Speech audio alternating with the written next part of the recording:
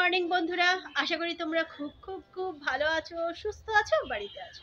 আমিও বেশ ভালো আছি, সুস্থ আছি। হলদিয়া ক্যাম্পাসে তোমাদের সবাইকে স্বাগত জানাচ্ছি। আর সঙ্গে আছি আমি অন্তরা।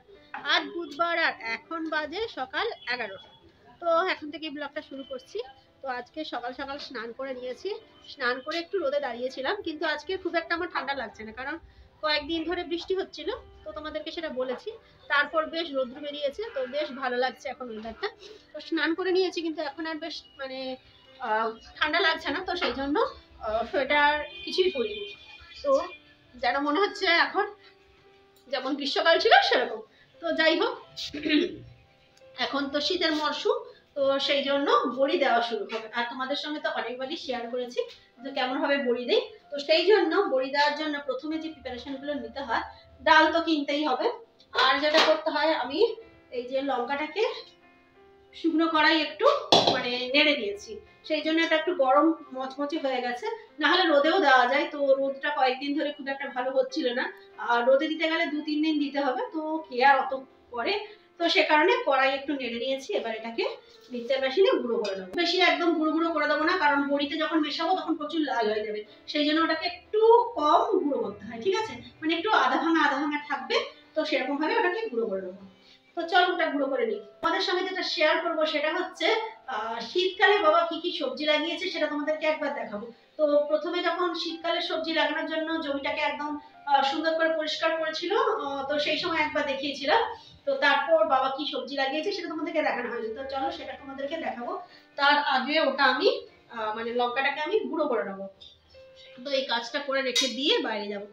তো সে কারণে আর সকালবেলা আমার রান্না বান্না সমস্ত কমপ্লিট হয়ে গেছে। তো কি রান্না হয়েছে সেটা তোমাদেরকে দেখাবো। আচ্ছা দাঁড়াও দেখাই, তার আগে এই যে লঙ্কাগুলো সমস্ত ক্রাশ করে নিই।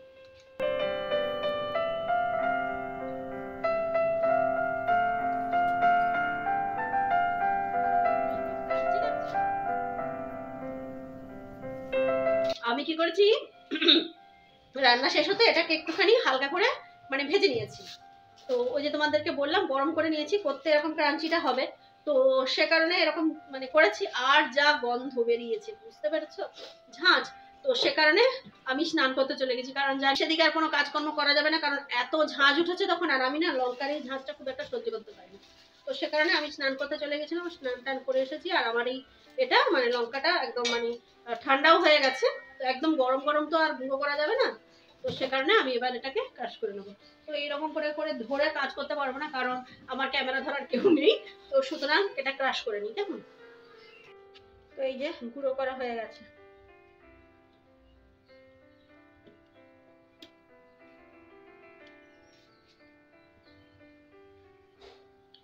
তো এই যে এরকম আমার অবস্থা, কারণ প্রচন্ড ঝাঁঝ লাগছে। তো তোমাদেরকে একবার দেখিয়ে দেবো, দাঁড়াও দেখাই। প্রচন্ড ঝাঁঝ, এরকম করে দেখানো যাচ্ছে না, দাঁড়াও। হালকা ক্রাশ করেছি, তো হয়ে গেল। এবার মা ওটা রেখে দেবে। তো আমার কাজ এবার শেষ, এটা রেখে দিয়ে আসবো যথাস্থানে। তো তো যাই হোক, এখানের কাজ কমপ্লিট। এখন গলায় কিরকির করছে। তো যাই হোক, এখানের কাজ কমপ্লিট। আর তোমাদেরকে বলেছিলাম যে বাবা কি শীতের সবজি লাগিয়েছে সেটা তোমাদেরকে দেখাবো। তো চলো। অন্ধকার হইয়া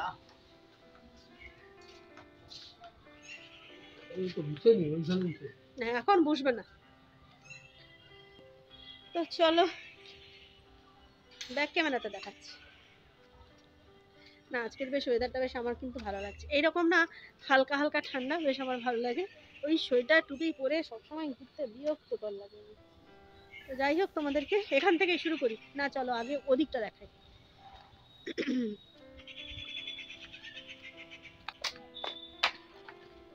চলো, এদিকটা বেশ এখন পরিষ্কার আছে। ব্যাক ক্যামেরা করি।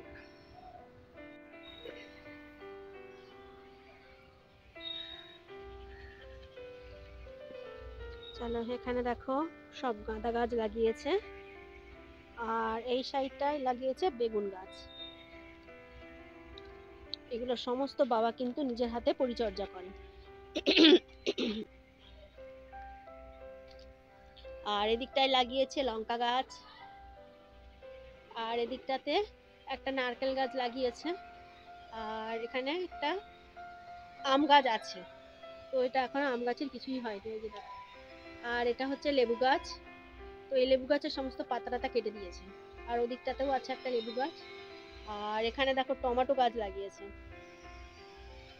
কোনোটাতেই এখনো ফল ধরেনি।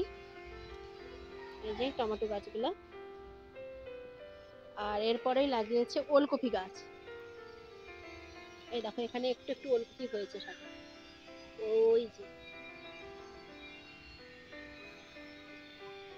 আর এদিকে আছে কুমড়ো গাছ লাগিয়েছে বাবা, দেখছি দুটো হয়েছে এখানে। আর এদিকে আছে ফুলকপি গাছ আছে আর ব্রোকলি, এগুলোও লাগিয়েছে। আর এদিকে একটা জবা গাছ আছে, তো এগুলো লাগানো নয়। আর এদিকে দিকে দেখো এগুলো আনারস গাছ। তো এগুলো এরকম ভাবেই থাকে, আনারস ফলে আবার বাবা সেই এটাকে দিয়ে লাগিয়ে দেয়, আবার মানে উপরের যে অংশটাকে দিয়ে লাগিয়ে দেয়, তো আবার হয়ে যায়। আর এদিকে আমার এই যে ক্যারি পাতার গাছটার দেখো অবস্থা খুব খারাপ।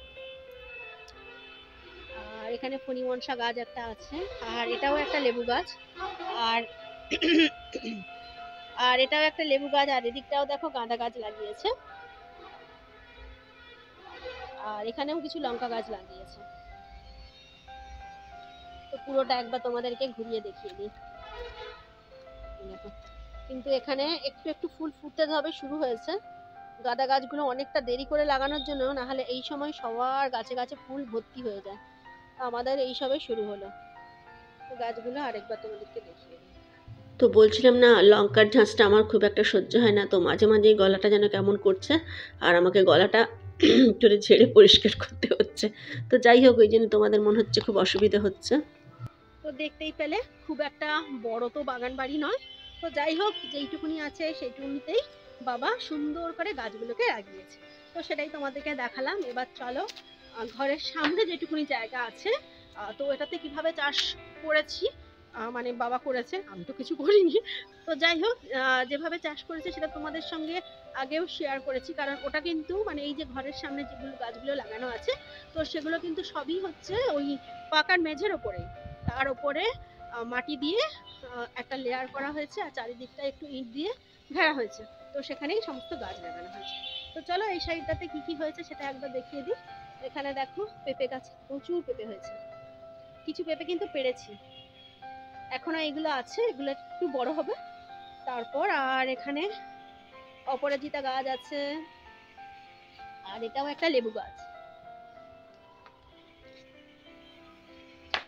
আর এখানেও অপরাজিতা গাছ আছে, আর ওদিকটা আছে তারামণি ফুল। তোমরা অনেকে ওটাকে তারামণি বলো, আরো নয়নতারা বলো, যাই হোক ওইটা। আর আছে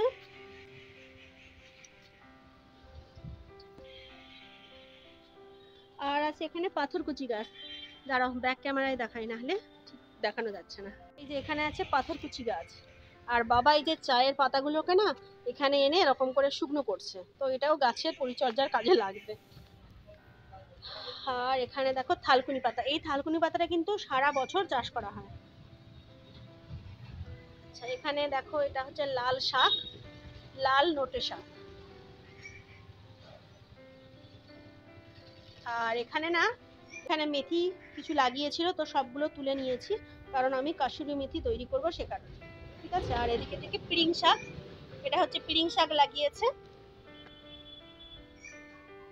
আর ওদিকটা হচ্ছে ধনে পাতা। আর এদিকে আমার অ্যালোভেরা গাছ আছে, অনেক অ্যালোভেরা আছে এখানে। আর এখানে হচ্ছে তুলসী গাছ। এগুলো সবই কিন্তু ওই মানে পাকার মেঝে, বুঝতেই পারছো, তার উপরে মাটি দিয়ে এগুলো চাষ করা হয়। আর এদিকটায় দেখো বাবা পালং শাক লাগিয়েছে, পালং শাকগুলো খুব সুন্দর হয়েছে। আর এদিকে কয়েকটা বেগুন গাছ লাগিয়েছে, ওদিকে লঙ্কা গাছ লাগিয়েছে। চলো ও সাইড থেকে আবার তোমাদেরকে দেখাই। আর এখানে না একটা ফুল গাছ আছে, এই ফুল গাছটা বেশ খুব সুন্দর সাদা সাদা ফুল ফোটে। চলো এখান থেকে বেরিয়ে যাই। আর এখানেও কিছু লঙ্কা গাছ লাগিয়েছে।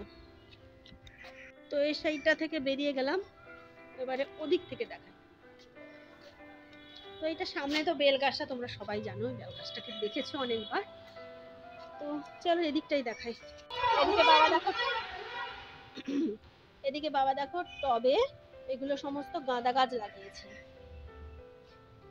কিছু টব আছে, এটা দেখো ভাঙা একটা বালতি, কোনো কিছুই বাবা বাদ দেয়নি। আর এই যে এটা হচ্ছে একটা এটাও হচ্ছে একটা লেবু গাছ। আর এখানে হচ্ছে পুদিনা পাতার গাছ, এগুলো 3টেতে লাগিয়েছে। তো পুদিনা পাতা কিছু তুলে নিয়েছিলাম, তো তারপর এটা আছে। পুদিনা পাতার গাছগুলো খুব সুন্দর হয়েছিল, তো এখন জানি না কেন এরকম হয়ে যাচ্ছে। যাই হোক, যেটুকুনি আছে এরকম করে রাখা হয়েছে। আর এখানে হচ্ছে লঙ্কা গাছ। আর এটাই নতুন বাবা এই গাছটা এনেছে, এটা কি গাছ ঠিক আমি বলতে পারবো না, এটা নতুন এনেছে, এনে বসিয়েছে। আর এটা লেবু গাছ, লেবু কিন্তু ফলছে, দেখো একটা ফলেছে, লেবু কিন্তু হচ্ছে এখন। আর এটা হচ্ছে বট গাছ। আর আমাদের কামরাঙা গাছটা তোমাদেরকে দেখাবো বলেই নিয়ে এসেছি। দেখো কামরাঙা ফলে একদম ভর্তি হয়ে গেছে গাছটা, একদম এইটুকুনি গাছ একদম নিচু হয়ে ঝুলে পড়ছে, এত কামরাঙা হয়েছে। দেখো কামরাঙা গুলো কি বড় বড়, আর সব পেকে গেছে। একটা গাছ দেখো কি সুন্দর লাগছে।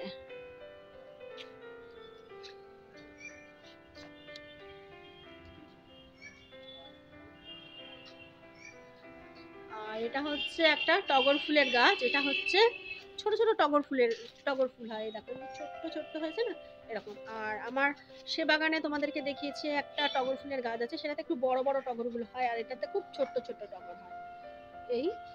আর এখানে এখানে হচ্ছে ওই যে এটা হচ্ছে তো অ্যালোভেরা গাছ। আর এটা হচ্ছে কি গাছ চিনতে পারছো নাকি তোমরা একটু বলো দেখি?